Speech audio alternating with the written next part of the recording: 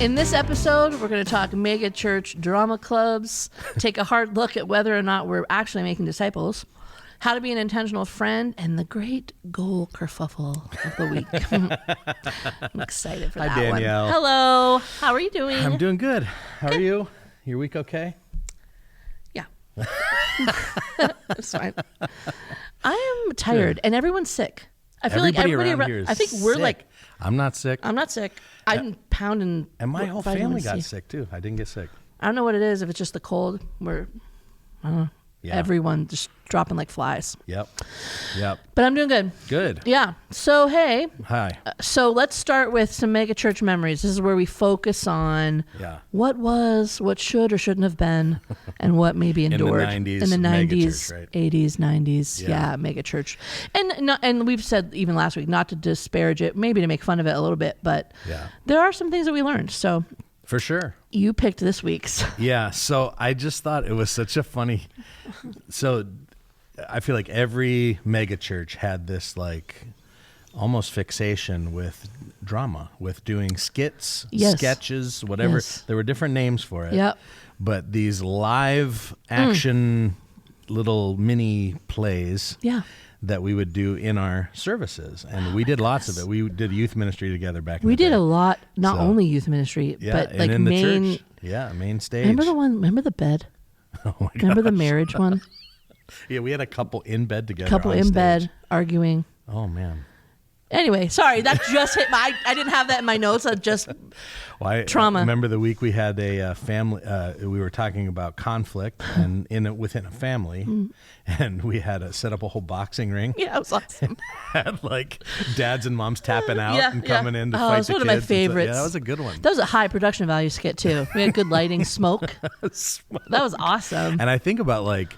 That was a precursor to really being able to use video widely because video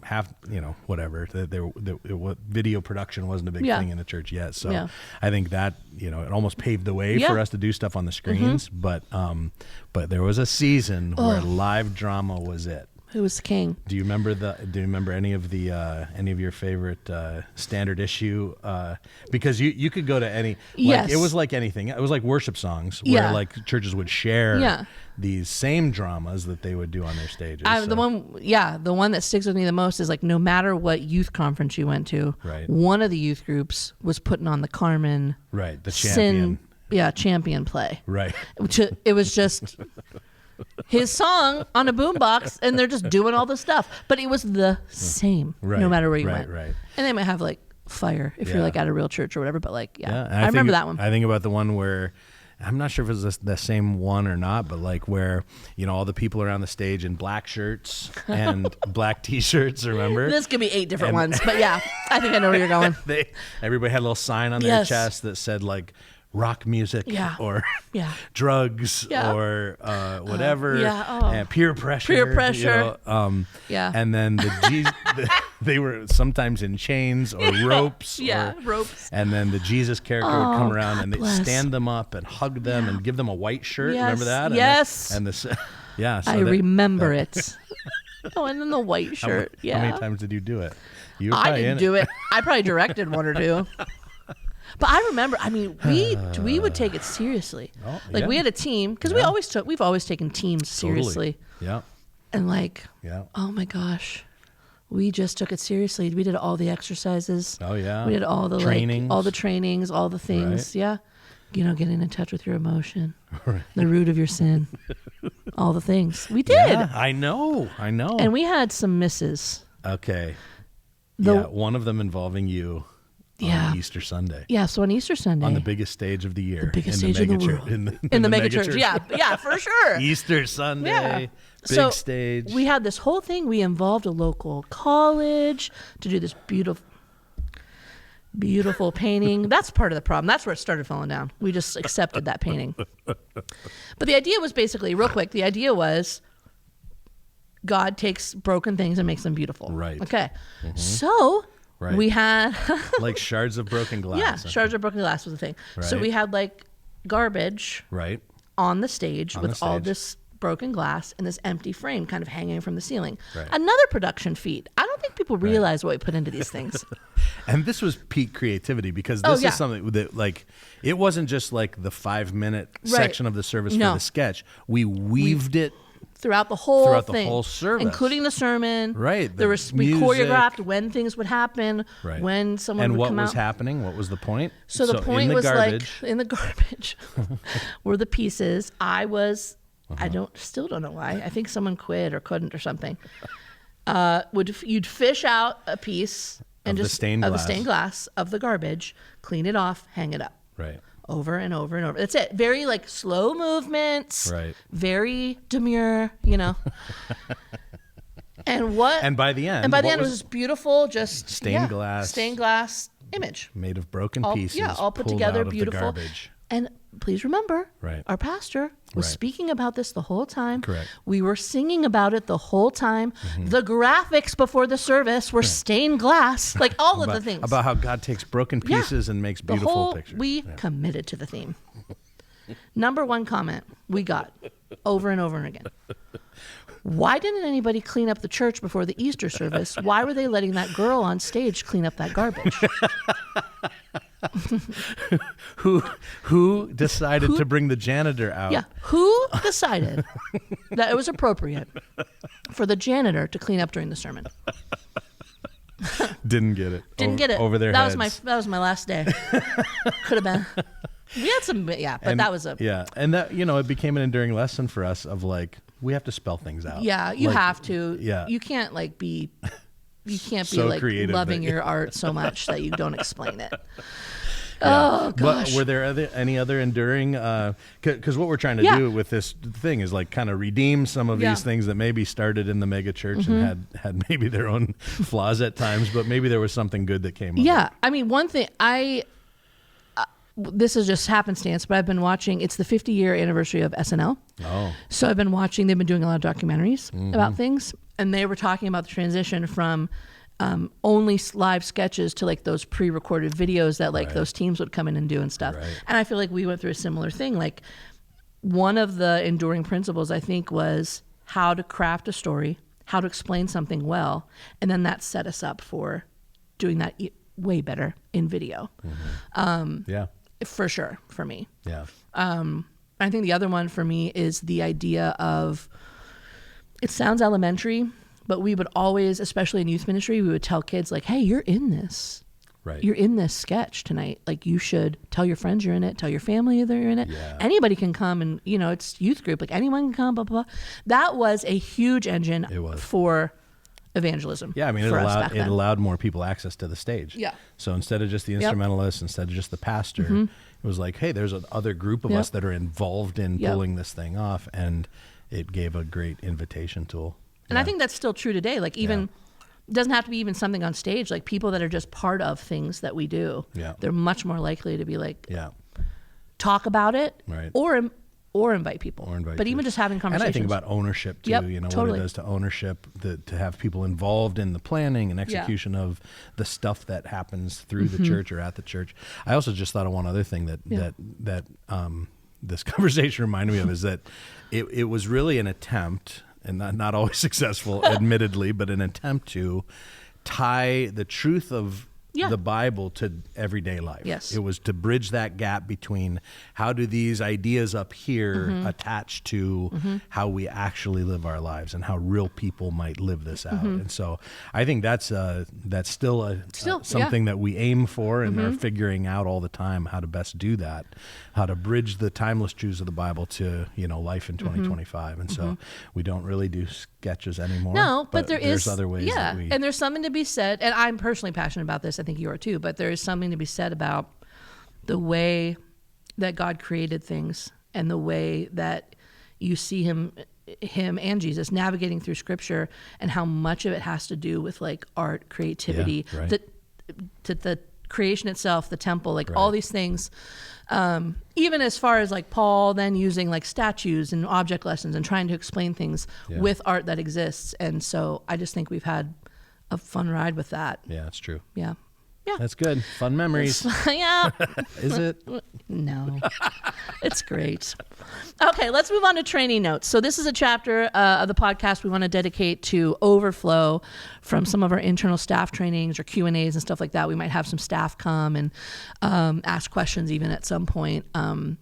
People may not know this about you, Derek, but I will say it on this episode. Oh, wow. You are basically a walking concordance of just training materials. Like take the like scripture and theology stuff aside, even just like leadership training principles and stuff. So you need a place to dump some of this extra. Yeah, probably. Yeah.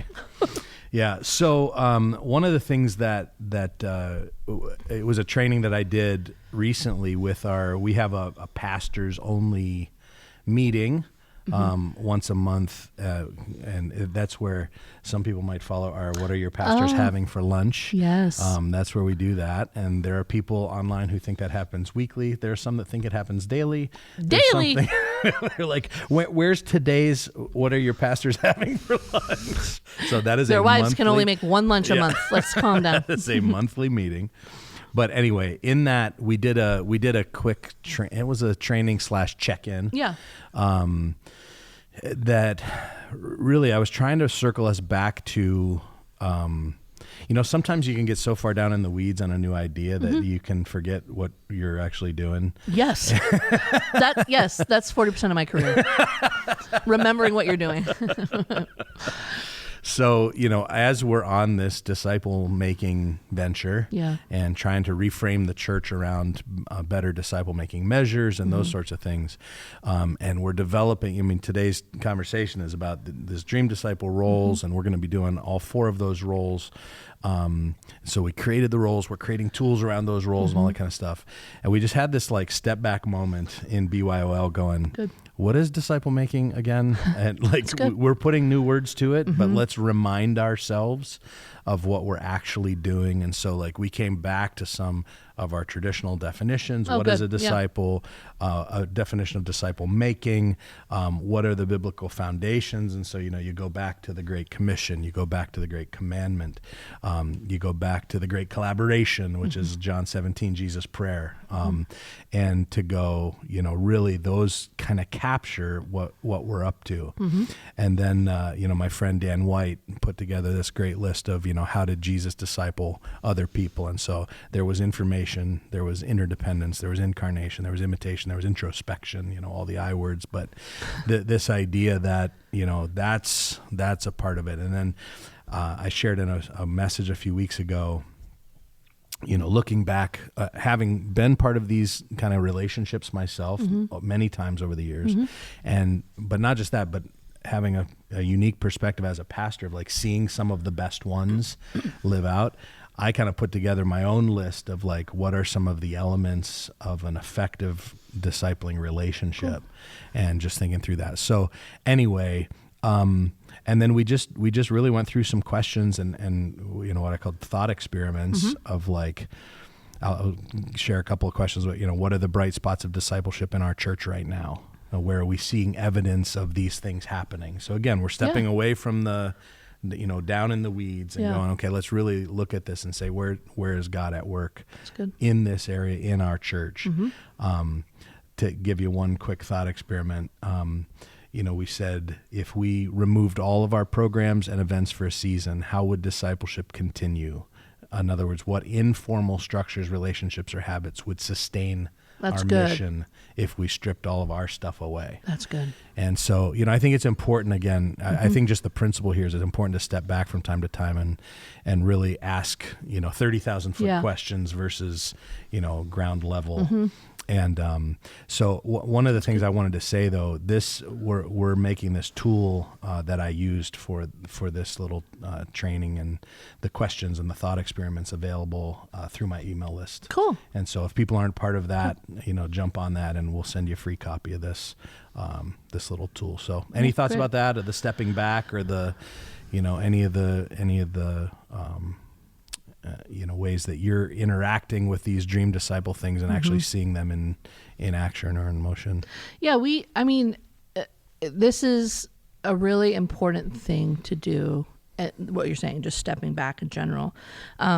one cool thing, we had someone come through and interview to work here last week, and we just were having conversations about discipleship, but not calling it that. That's just, we were asking questions and he was asking us questions. And at one point I was like, my brain just started going like tool. And obviously I know these tools just because I've been all over them, but like just to be able to watch my team and then also myself be able to like put them into the conversation without it being step one, this, step two, this. Like, I don't know. It was just cool to see, especially other people start to adopt like the language and like, this can happen. If people just do this can happen. They have what they need. They can do it. I don't know. That's just like a random thing, but no, that's great. That was a cool thing that happened last week. Yeah. Love it. I love it too. Great. Okay, cool. So perfect. And if people wanted to get their hands on this, feel free to jump into that email group. DerekSanford.com. Yep. As we tweak our assimilation model to have more of a disciple-making focus and invent a multiplication funnel to awake the lake and reach our region, we're learning as we go. And each week we want to have a topic to discuss in front of you and a practical moment of learning during the week. And so today's topic is revolving around one of our dream disciple roles, how to be an intentional friend. So the role is an intentional friend. An intentional friend says, I partner with God to build healthy relationships and restore broken ones. And there are two questions that we have that go along with that role that our team came up with. Number one, who in my life needs me the most during this season, and what's my next step with them? And where do I need to lean into a relationship that has become distant or broken? So we asked Pastor Scott to find somebody who's good at this naturally, and that is Dave Case. So Scott, welcome back. And Dave is with us. He's been attending Grace for roughly 20 years. He has a wife, Kelly. You guys will be celebrating 30 wonderful years of marriage. Wow, Dave. And your daughter is 25, which feels crazy, impossible. Right? Yeah. And so you've done a lot around Grace with building up culture of just kind of men being men at Grace. And you've been a volunteer faithfully for several years and done tons of things from site pastor team to working with married couples. And you are full-time at Parker Lord here in Erie. And so this is your life, your passion, and we love having you on the team. So thanks for being here today. And so let's talk about. And a recent elder. Oh yeah. Oh, I forgot about that. And a recent grandpa. Oh, that'll do it. Grandpa energy. Oh, the energy just went. The energy just went like. It went up and out. Oh, suddenly I want to be in an easy chair. I don't know what's happening. With a cigar. Yeah. Wait. Or some chamomile tea. There you go. Okay. Cigar. And Ben Gay in the air. There you go. So listen, we're talking about this idea of being an intentional friend. And before we kind of jump into with Dave and just get really granular with it, I'd love to ask you guys, because you were both part of the process as we were developing these roles, like how did intentional friend make the list of our 4 discipleship roles, as you kind of trace back and go, why did this rise to the top as being one of those really important things that we wanted to make sure that all of our people were stepping into? So anybody want to take a stab at that? Want to rock, paper, scissors for that one? Go ahead. Go ahead. You seem ready.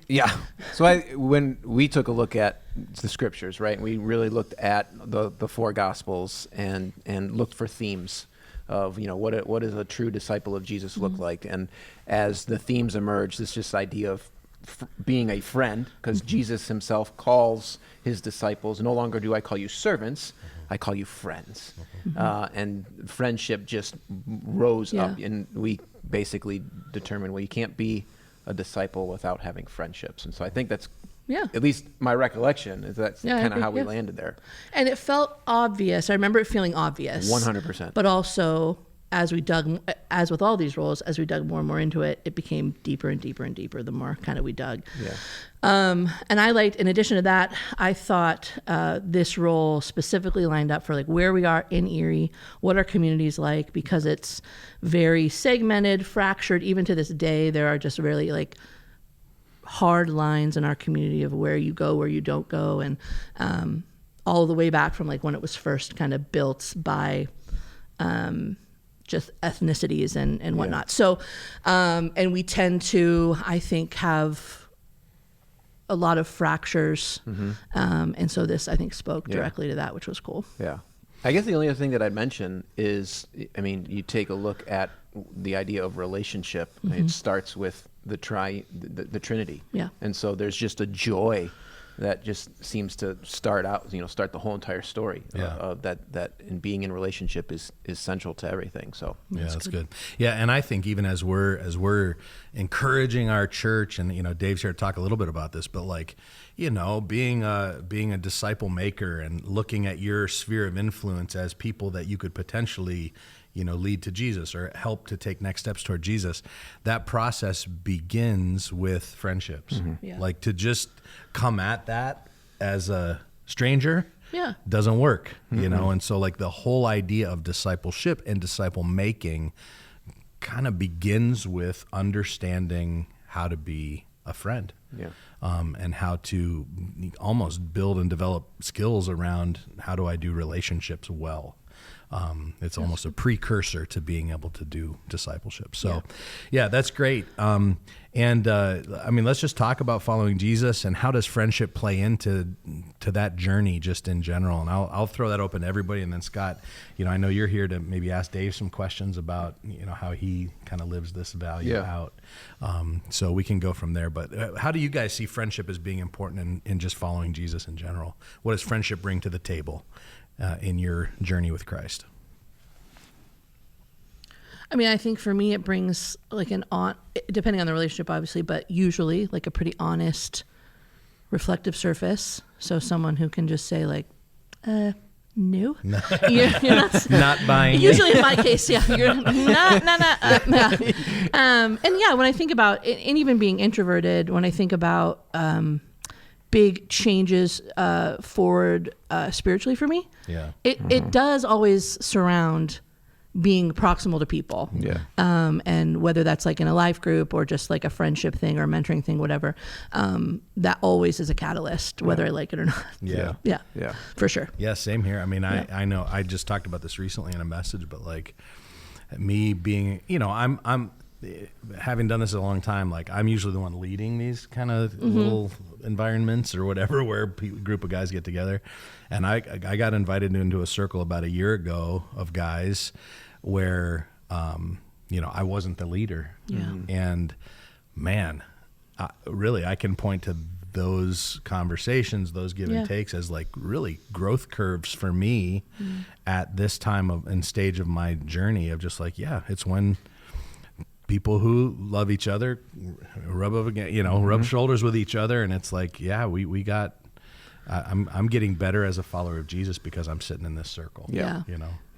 I always say our life was not meant to be lived as a table for one.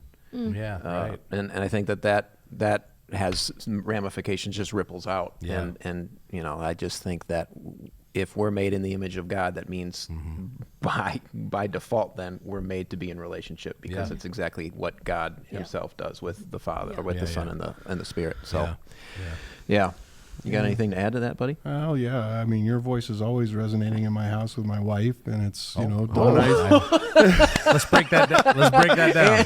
Well, I gloss right over it. Good start. Keep the train rolling. I love it. Yeah. Well, I always hear the words of isolate or insulate, don't isolate, right? And I think that becomes a really big key thing in looking at relationship with an individual and realizing that we're not meant to isolate because we can really wreak havoc on our health and our mental state and even other relationships that want to be part of your life. We can do it from that. And I think really the driving force behind that is like you look at how Jesus was that model of relationship and stepping in and really knowing his disciples. They lived together. They did a lot together. Yeah. A lot more needs to be done than just an hour at Sunday service. Yeah. Yeah, and dudes aren't good at that by nature. Well, Derek, you mentioned something a while ago. It's been really resonating with me. Is like typical people when you look at the close proximity of friendship and the bestie. I don't know if that's a Taylor Swift term or whatever, but Let's just say that Dave, I close wouldn't know. dude, right? And I think it was like something like 5 or 6% of people can say they actually have a close friend.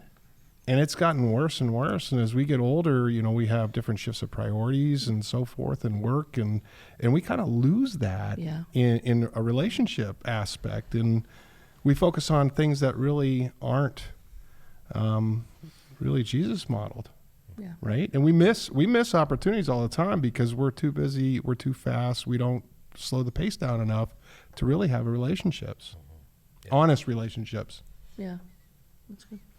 It's funny. One of the things that, I just shared that friendships for most people peak in their 20s, their ability to bring on new friends and to make friends. And so like, it's so wild. I went to a kind of a retreat thing with some guys a couple years ago, fishing trip in Montana and, all this kind of stuff. It was really cool. It was my first time fly fishing, which was really fun. But the guy that runs this retreat center, mostly for guys, all of the workers at this retreat center, so the people that were making the meals and they were taking us out on the fishing trips and driving us around and all that kind of stuff, were dudes in their mid-20s. And when the owner of the retreat center came back, at the end, he had a little campfire session with us, and he goes, "That's very intentional because I want you guys to remember when you actually had friends." And it was a very challenging statement because it's like we got to watch them do the stuff that dudes in their 20s do. And it was like, goofing around, playing cards and having fun and, razzing each other and all this kind of stuff. And it's like, yeah, man, that if we're not careful, that can go away. Yeah. The older we get. Yeah. I think that's the thing Dave has been, the reason why I picked him is he's been very intentional with me. So much so that he took me into like backwoods Pennsylvania, deep woods Pennsylvania.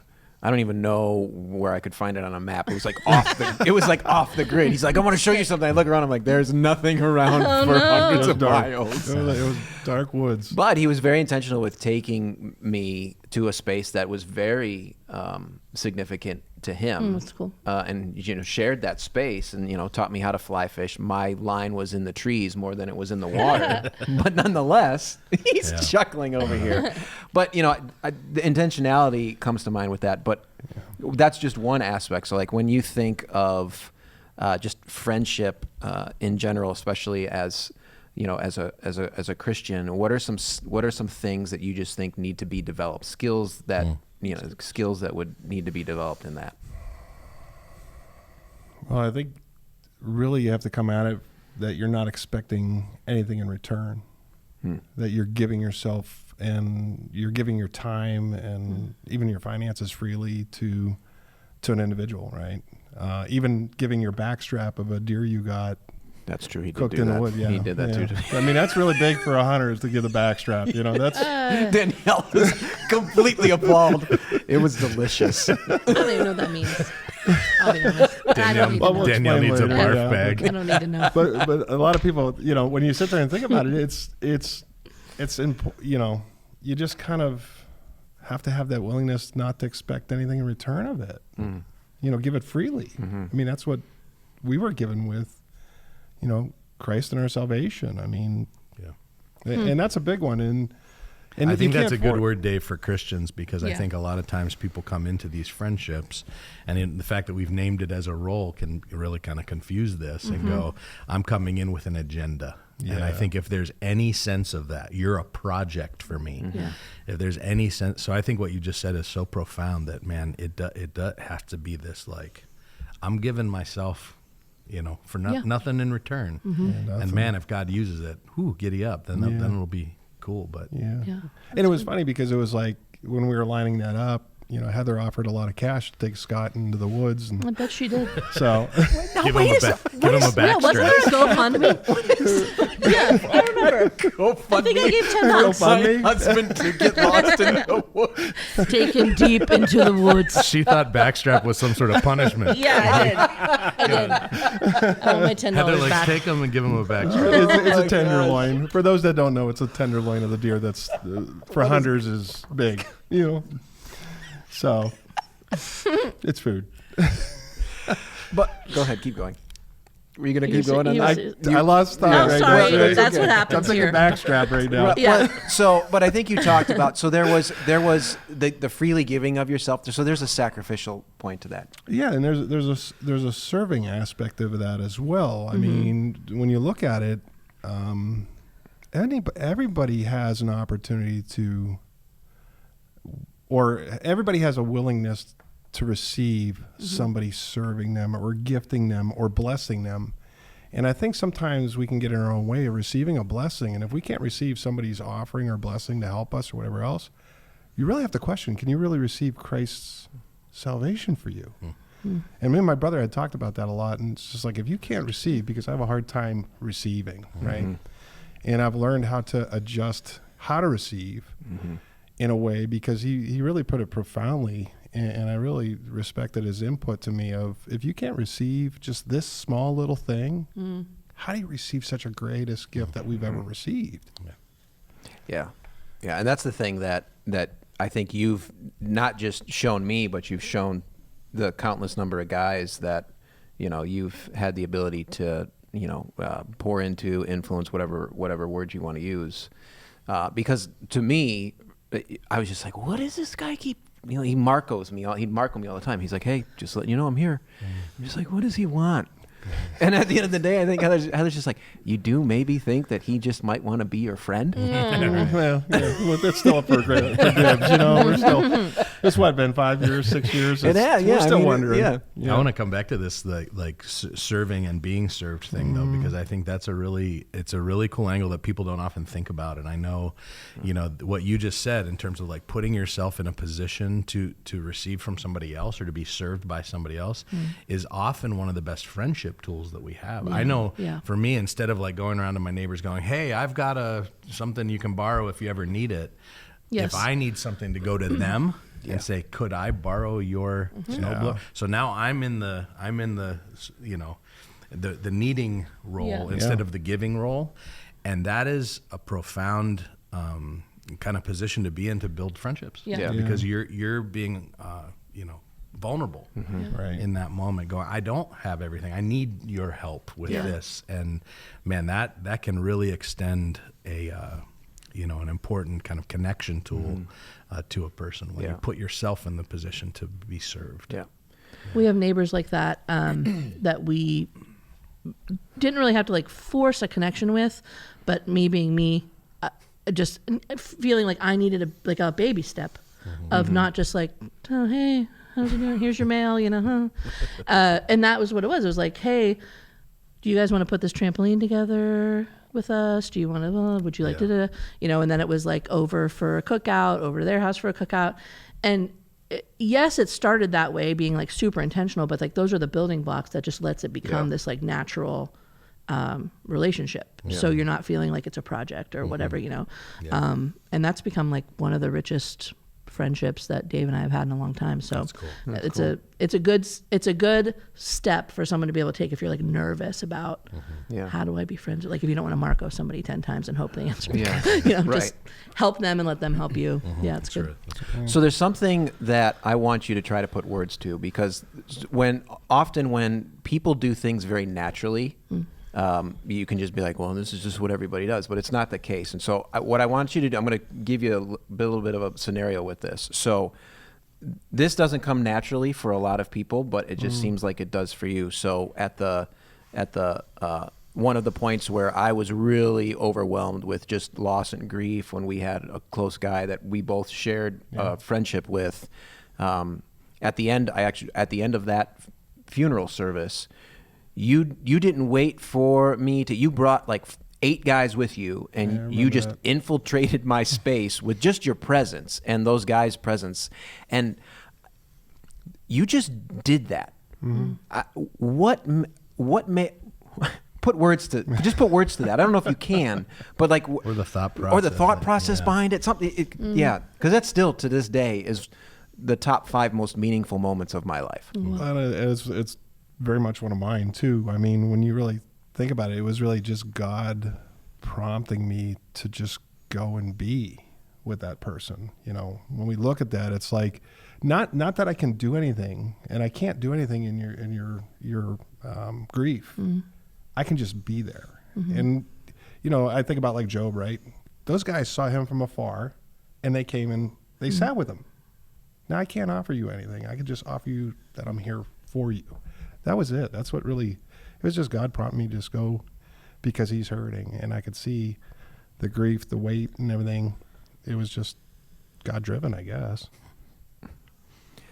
And moving to it and being obedient, right? Well, that's good. Next right thing. That's the next, yeah. And I think that's so that's, you made. That's a big. It's a huge. That's a big thing. I mean, we talk about it all the time, and I'm glad Dave's bringing it into this context because it is. You know what we said is the greatest skill every Christian possesses is the ability to hear and respond to the voice of God. Yeah. Okay. Mm-hmm. So when it comes to friendship, that's true too. Yes. You know. So it's like, what is God prompting you? What is God pressing you to do for that person? And maybe it's send a text message. Maybe it's take them a meal. But like, it sounds through. Very basic, but it's like, just do what God tells you to do. Yeah. Well, if you look at it too, Jesus was rejected. Yeah. Even Peter denied knowing him. Yeah. So it's like, you know, when you're wanting to know somebody, if they don't want, or you don't have a relationship, or they don't want to be friends, or they don't have time for you, you can't take on that rejection and take on that hurt and that offense, and you have to come at it with an opposing spirit and say, you know what, I'm just going to receive that I tried what God had prompted me to do to bless that person in the moment they're in. And you never know, because it's funny because, you know, we talk about receiving. We're walking down the street this summer, and our neighbor, we usually just wave. And he's like, hey, you want some walleye? I'm like, no, I hate fish. You know, I don't want any of it. It's gross. Any backstraps? Yeah, backstraps. Now we're talking, right? But Kelly's like, yes, we'll take walleye. You know, I'm like, oh, now I got to go talk to this guy and go into his house. You know? But going into that house and talking to him, we really learned something about each other that was common. He had a son that passed away from epilepsy. Oh. And, you know, with our daughter and her epilepsy, it was really a aha moment that God had placed this person to start a relationship with in the neighborhood. We talk about know your neighbors and stuff, but to start a relationship with that guy, and him and I have had several talks when he's walking his dog now, and we've gotten to know each other. That's cool. Very well, based upon an intro to, hey, I don't want walleye from you, I'm okay, but just receiving the walleye because my wife made me, and bringing it in, you know. But I think there's a lesson here. It was pretty, it was. Listen to your wife. That's pretty much it, right? Yeah. But it was clearly another moment of God's prompting. Yeah, that cool. Somebody else needed something, and we had something similar. Mm-hmm. That's really cool. Yeah, it was really neat. How have you replicated that? Because you have such a desire, specifically for the guys that call, Erie home, Grace Church home, to get connected and to be in relationship with one another. So what are give a couple of steps that you've tried to instill in them to kind of grab hold of this idea of being in friendship? Boy, I think some of the guys on Wednesday morning at the cakery, you know, we've been, since pre-COVID, it was the old IHOP guys and so forth, and we're still meeting every week. And a lot of it's who's on your board of directors. Like, who's guiding you, who's holding you accountable. Say more about that. Like, explain what you mean by board of directors. So when you look at it, a successful business has a successful board. It's not made up with the same individuals of the same mindset or thinking or directive. It's a lot of various different concepts of belief and challenges, and you build that relationship, and it really gets built over time and the selective of the right people that you feel are worthy of speaking into your life, right? And when you really think about it, the big question I keep asking guys there and the Monday night guys is, who's on your board of directors? Like, who's there on your board that can call you out, rib you, you know, talk about the Buffalo Bills loss or whatever else, you know, we'll throw that one out there. It's good job. Moment of silence for you. But who's the guy that's going to challenge you and call you out when you're moving in a wrong direction? Yeah. And if you don't have that and you're alone, man, the enemy loves that. The enemy loves separation, loves just isolating one person at a time. So when you're really looking at it, it's the core values that you feel spiritually connected with people, you know? And I think that's the part that we have a hard time trying to really identify is who am I connected with from a spirit perspective or a Jesus perspective. And we still want to grip onto our old friends and so forth, but there comes a time when we need to mature and we need to grow forward in our faith, and we need to surround ourselves with the right individuals. So the board of directors is highly important in providing input into your life, as well as you asking or seeking advice from them when you're looking for direction. I mean, that's why we have boards in big companies and so forth, because you don't want the company to go off path, because then you're bankrupt and you have nothing. And that happened to me. I mean, I really went to where I had no friends, and I had nobody around me, and it was just like, this really is. I thought I was fine, but I wasn't. I really realized. And what happened in you that turned that around? What like how did you come to the realization you're like, I don't want this anymore. I need to change this. How did that happen? Yeah. So what happened there is I got a call from a longtime friend that I was in a group with, Mike Watson, when my daughter had status, and we were at Cleveland Clinic, and I had been really wrestling with God and really wasn't coming to church or nothing. I'm like, I'm done. You know, I was finished. I was broken. I was everything else. And Mike Watson's like, hey, do you want some people come visit you from Grace Church? And I was like, Mike, I gotta, let me think about this one, you know. I was really, really just like, no. And, you know, God's just sitting there going, just let somebody come, let somebody come, let somebody come. So I went in the room, I'm like, hey, Cal, guess what? They want to send somebody from Grace, you know. And I hate but I'm going to be honest here, right? Great. You know, because I was in a spot where I didn't know what to do. Yeah. Right. I had nobody on my board, nobody guiding me, nobody there to help me. And Cal's like, well, maybe we should. And I'm like, okay, here, we'll give Mike a call back. I said, okay, send them. You know, we'll be courteous and hospitable when they come, you know, and we'll just go through the actions. And lo and behold, Malcolm Bell and Scott Michael shows up.